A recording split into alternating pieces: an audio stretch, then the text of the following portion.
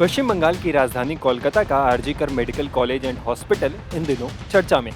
Trainee doctor से rape और हत्या के मामले को लेकर अस्पताल लगातार सुर्खियों में। इसी बीच हॉस्पिटल में वित्तीय अनियमितताओं का खुलासा हुआ है। ये मामला आरजीकर के प्रिंसिपल संदीप घोष से जुड़ा हुआ है। अब सीबीआई ने बायोमेडिकल वेस्ट घोटाला में भी अपनी जांच शुरू कर दी है। बताया जा रहा है कि इस मामले में सीबीआई के हाथ एक बड़ा सुराग लगा है। एजेंसी ने अस्पताल के पूर्व उप अधीक्षक अख्तर अली और अस्पताल की पूर्व अधीक्षक बुलबुल मुखर्जी के कंप्यूटरों को जांच के लिए जब्त कर लिया है। मीडिया रिपोर्ट्स के मुताबिक एजेंसी को बायोमेडिकल कचरे के निपटान से संबंधित जांच समिति की रिपोर्ट से संबंधित कुछ दस्तावेज भी मिले हैं। अस्पताल के पूर्व उप अधीक्षक अख्तर अली ने ही घोष के खिलाफ आर्थिक अनियमितता के गंभीर आरोप लगाए थे और हाईकोर्ट में मामले की जांच के लिए अर्जी दायर की थी। सीबीआई इस मामले में अली और मुखर्जी दोनों का बयान भी दर्ज कर चुकी है। दोनों ही मामलों में आरजीकर के पूर्व प्रिंसिपल डॉक्टर संदीप घोष और उनके करीबी माने जाने वाले कुछ प्रभावशाली लोग सीबीआई के रडार पर हैं। मीडिया रिपोर्ट्स के मुताबिक 2022-23 में अस्पताल में बायोमेडिकल कचरे के गलत तरीके से निपटान किए जाने का पता चला था, जिसके बाद एक जांच समिति का गठन किया गया था।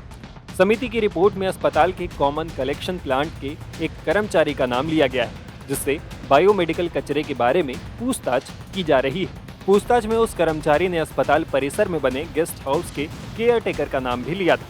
कर्मचारी ने कुल 3 नाम बताए थे, जिनमें पूर्व प्रिंसिपल संदीप घोष के करीबी सुरक्षा गार्ड का नाम भी शामिल है। जांच समिति ने पाया कि सुरक्षा गार्ड ने कर्मचारी को बायोमेडिकल कचरे से पैसे कमाने के तरीके बताए थे। पूर्व प्रिंसिपल डॉक्टर संदीप घोष पर यह भी आरोप है कि उनके कार्यकाल के दौरान अवैध तरीके से अस्पताल से बायोमेडिकल वेस्ट बाहर बेचे गए।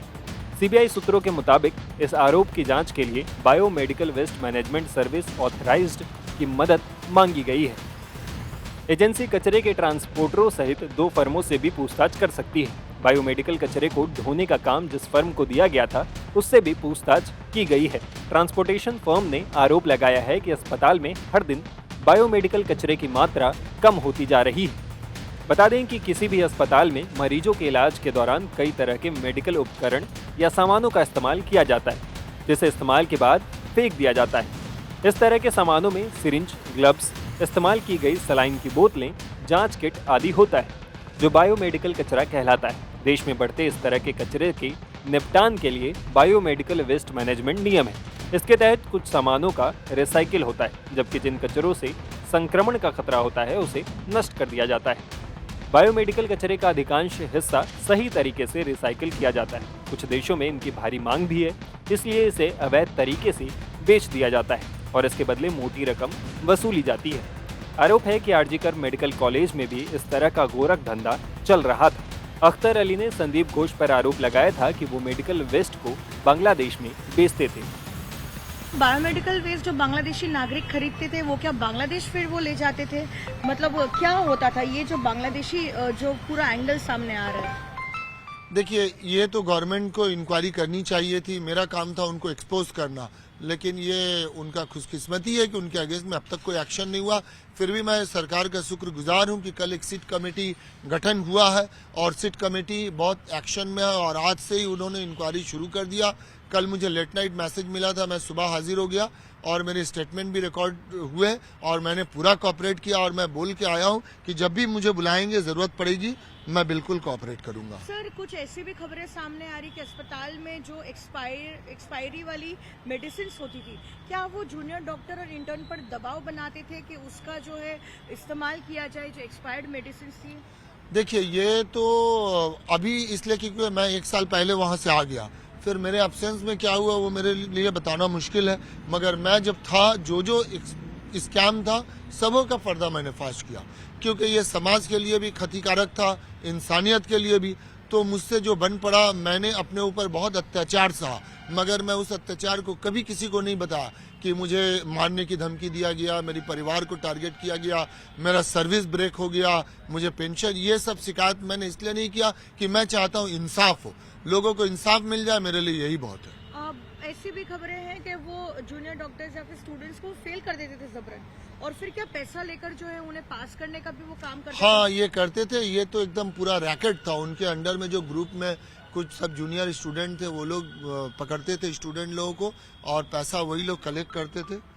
एक मिनट, बार बार तो सर क्या वो सुनते थे कि 20-20 सिक्योरिटी गार्ड हाँ 20 सिक्योरिटी गार्ड हाँ लेके और प्लस 4-4 बाउंसर लेके घूमते थे। तो ये अब उस तरह का वो क्रिमिनल माइंड आदमी थे, उनका वो सोच वैसा था। ये सिक्योरिटी गार्ड जो है लड़कियों की सुरक्षा के लिए लगा सकते थे, स्टूडेंट की सुरक्षा के लिए, लेकिन वो तो अपने लिए पैसे के लिए पावर के लिए जीते थे। कभी इंसानियत से स्टूडेंट से उनका नाता ही नहीं रहा। क्या सेक्स रैकेट, ड्रग रैकेट वाकई देखिए स्पोर्ट्स में इन्वॉल्व ड्रग रैकेट के बारे में नहीं पता और सेक्स रैकेट भी ये गलत बात है, बट एडल्टरी होता था। उनके कुछ दोस्त थे जो गेस्ट हाउस में बीच बीच में लड़कियां लेके आते थे और उनका जो जूनियर डॉक्टर या पेट स्टूडेंट लोग थे वो भी कभी कभी लड़कियां गेस्ट हाउस में लेके आते थे। ये बात आखिरी सवाल आपसे, क्योंकि एक जूनियर डॉक्टर का रेप और मर्डर हुआ है, बेहद अनफॉर्चुनेट है ये, तो क्या आपको लगता है कि ये सिर्फ एक रेप एंड मर्डर का केस है या इसके देखिए पीछे भी चूंकि कोई कारण ये मैटर सीबीआई देख रही है और फिर सुप्रीम कोर्ट भी इसमें इन्वॉल्व है, तो मेरे लिए ये कमेंट करना मुनासिब नहीं होगा जब तक इसका रिजल्ट नहीं आता। वो तो क्रिमिनल है, डॉक्टर तो उनको कहा ही नहीं जाएगा, क्योंकि जिस दिन से वो ज्वाइन किए हैं उसके पहले ये कॉलेज जो है ये 100 साल पुराना कॉलेज है। इसका जो है ईस्टर्न इंडिया में रैंकिंग 1 नंबर रैंक था। इस कॉलेज में अच्छे अच्छे ब्रिलियंट स्टूडेंट आते थे, लेकिन जनवरी 2021 के बाद इस कॉलेज को ये बर्बाद कर दिया। पैसे के लिए, पावर के लिए ये एक माफिया राज चलाते थे। कौन सा करप्शन नहीं है जो नहीं करते थे वो। मैंने उनको 2023 में एक्सपोज किया था, मीडिया ने इस चीज़ को सामने लाया लोगों के। फिर मैंने जुलाई 2023 को उनके अगेंस्ट में विजिलेंस कमीशन एंटी करप्शन में कंप्लेन किया था। एंटी करप्शन वालों ने फिर हेल्थ डिपार्टमेंट को एक फाइल भेजा था और एक कवरिंग लेटर करके, मगर ये बहुत ही बदकिस्मती है कि उनका कुछ नहीं हुआ, कोई एक्शन नहीं हुआ। अभी लास्ट कल सिट कमेटी फॉर्मेशन किया गया है और आज से उसका इंक्वायरी शुरू हुआ। आज मुझे हेडक्वार्टर में बुलाया गया था, मैं जाके आया हूं और मैं अपना स्टेटमेंट भी दे के आया हूं। उन लोगों ने वीडियो रिकॉर्डिंग किया और मैंने कहा कि जब भी मुझे बुलाया जाएगा मैं कोऑपरेट करूंगा। मगर इस बीच इतना लंबा वक्फा में उन्होंने डॉक्टर संदीप घोष ने जो जुर्म किया है और स्टूडेंट लोगों का जो जिंदगी से खेला है, इसका जवाब कौन देगा? इसके साथ इंसाफ कौन करेगा? कई स्टूडेंट का उन्होंने लाइफ बर्बाद कर दिया, बहुतों का उन्होंने इंटर्नशिप कंप्लीशन सर्टिफिकेट नहीं दिया। एक माफिया राज चलाते थे, स्टूडेंट लोगों को शराब पीना सिखाते थे, स्टूडेंट लोगों से गलत काम, पैसा वसूली करना, तस्करी करना, ये सब सिखाते थे। यहाँ तक कि वो डेड बॉडी को भी बिक्री करते थे और बाद में उन्होंने डेथ रजिस्टर को भी गायब कर दिया ताकि गवर्नमेंट को इनका सबसे पहले मैंने पर्दाफाश किया था बायोमेडिकल वेस्ट लेकर के, जो इलीगली ये एक रिसाइकिल होता था और कुछ बांग्लादेशी सिटीजन थे, जो मैंने अपनी रिपोर्ट में लिखा भी था। 20 मार्च 2023 को मैंने अपना रिपोर्ट सबमिट किया, 2 घंटे के अंदर मेरा ट्रांसफर हो गया। 21 मार्च को एमएसवीपी ने पूरा इस कमेटी को डिसॉल्व कर दिया और ये सारे रिपोर्ट को चाप दिया। फिर भी मैं शुक्रगुजार हूँ मीडिया का, जिन्होंने उनको एक्सपोज किया। उनके सारा करतूत मैंने मीडिया के सामने, मीडिया के थ्रू यहाँ के अवाम को बताने की कोशिश किया। सारे मीडिया ने सपोर्ट किया, मैंने उनको डॉक्यूमेंट भी दिया। मगर मेरी बदकिस्मती है और संदीप घोष की खुशकिस्मती कि वो हर बार बचते गए।